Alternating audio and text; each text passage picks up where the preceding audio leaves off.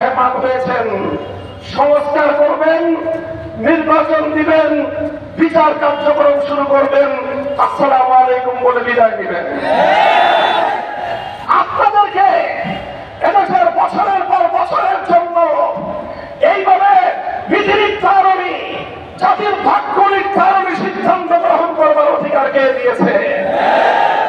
আপনারা আপনাদের ঘোষণা অনুযায়ী আছেন আর 6 মাস, 3 বছরের চুক্তি করেন। এদেশের আমাদের মানুষের কাঁধের উপর, জনগণের কাঁধের উপর কোন চটকদার পাথর চাপিয়ে দিয়ে যেতে চান? 1 বছর ভালোই কেটেছে, 6টা মাস আছেন, ভালোই ভালোই চলে যান। নির্বাচনের ব্যবস্থা করেন, জাতির কাঙ্ক্ষিত সংস্কার বাস্তবায়ন করেন, চাষিবাদের বিচার ত্বরান্বিত করেন, খুনিদের জন্য ফাঁসি কাষ্ঠ নির্মাণ করার প্রস্তুতি নেন।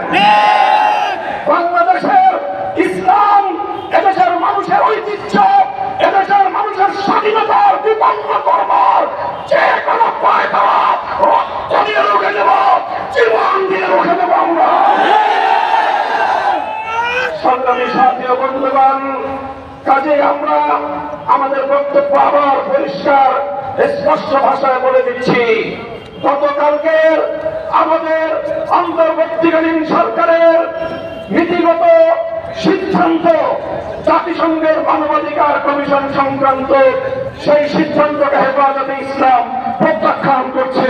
হেফাজতে ইসলাম এই সিদ্ধান্ত মানে না, এই সিদ্ধান্ত কার্যকর হতে দেবে না। জাতিসংঘ